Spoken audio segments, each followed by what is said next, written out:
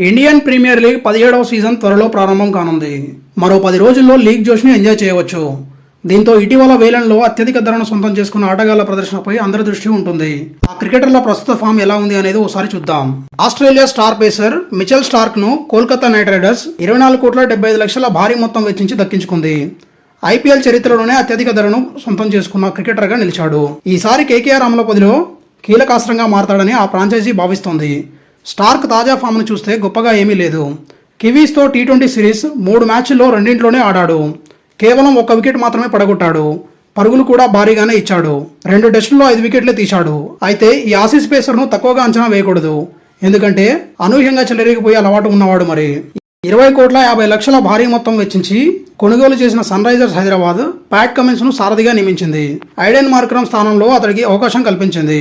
గతేడాది వన్డే ప్రపంచ కప్లో ఆసీస్ను విజేతగా నిలపడంలో కమిన్స్ సారథ్యానికి కీలక పాత్ర ఉంది. బౌలింగ్ ఆల్రౌండర్గా ఆసీస్కు అండగా నిలిచాడు.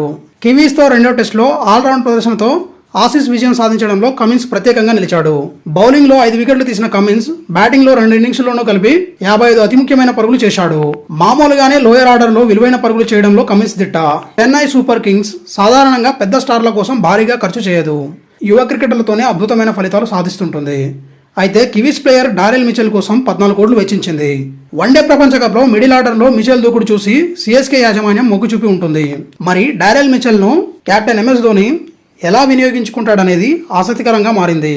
ప్రస్తుతం అతడి ఫామ్ గురించి తెలియాలంటే ఆసీస్ టెస్టు సిరీస్ను పరిశీలించాలి. ఆస్ట్రేలియాతో జరిగిన టీ20 సిరీస్లో డారెల్ ఆడలేదు. 2 టెస్టుల్లో 111 పరుగులు మాత్రమే చేశాడు. ఇందులో ఒక అర్ధశతకం ఉంది. అంతకుముందు దక్షిణాఫ్రికాతో టెస్టులోనూ పెద్దగా రాణించలేదు. పాకిస్తాన్పై హాఫ్ సెంచరీ చేశాడు. ఐపీఎల్ 2021 సీజన్లో top wicket taker Harshal Patel royal Challengers Bengaluru తరపున బరిలోకి దిగి 15 మ్యాచ్ల్లో 32 వికెట్లు పడగొట్టాడు. మరుసటి ఎడిషన్లో 15 మ్యాచ్ల్లో 19 వికెట్లే తీయగలిగాడు. గతేడాది హర్షల్ ప్రదర్శన ఇంకా పడిపోయింది. 14 మ్యాచ్లకు గాను 14 వికెట్లే పడగొట్టాడు. దీంతో అతడిని ఆర్సీబీ రిలీజ్ చేసింది. అనూహ్యంగా పంజాబ్ కింగ్స్ 11,75,00,000 వెచ్చించి కొనుగోలు చేసింది. ఇటీవల అంతర్జాతీయ క్రికెట్ ఆడింది లేదు. రంజీ ట్రోఫీలో హర్యానా తరపున 4 మ్యాచ్లు ఆడిన హర్షల్ 7 వికెట్లు తీశాడు. విజయ్ హజారే ట్రోఫీలో రాజస్థాన్పై 9 ఓవర్లు వేసిన హర్షల్ 47 పరుగులకు 3 వికెట్లు తీశాడు. నాణ్యమైన పేసర్ కోసం రాయల్ ఛాలెంజర్స్ బెంగళూరు జట్టు అల్జారీ జోసెఫ్ను 11,50,00,000 తీసుకుంది. ఇటీవల ఆసీస్తో జరిగిన టెస్టు సిరీస్లో 2 మ్యాచ్ల్లో 7 వికెట్లు తీశాడు. 2 వన్డేల్లో 3 వికెట్లు, 3 టీ20లో 3 వికెట్లు పడగొట్టాడు. పొట్టి ఫార్మాట్లో 12 ఓవర్లు వేసిన అల్జారీ జోసెఫ్ 115 పరుగులు ఇచ్చాడు. గతేడాది వరల్డ్ కప్ తర్వాత ఇంగ్లాండ్తో విండీస్ 5 టీ20 సిరీస్ ఆడింది. 3 మ్యాచ్లు ఆడిన జోసెఫ్ 6 వికెట్లు తీసి 143 పరుగులు ఇచ్చాడు. ఒక మ్యాచ్లో వికెట్ లేకుండానే 50 రన్స్ ఇవ్వడం గమనార్హం.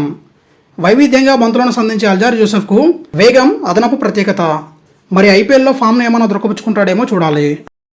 అంతర్జాతీయ కెరీర్లో ఆసీస్ తరపున ఇప్పటి వరకు ఒకే ఒక్క వన్డే మ్యాచ్ ఆడాడు స్పెన్సర్ జాన్సన్. అదేను టీమిండియాపై. గతేడాది సెప్టెంబర్లో అరంగేట్రం చేశాడు. 1 వికెట్ కూడా తీయలేదు. 5 టీ20లో 6 వికెట్లు తీశాడు. అలాంటి యువ క్రికెటర్ను గుజరాత్ టైటాన్స్ 10 కోట్లు పెట్టి తీసుకుంది.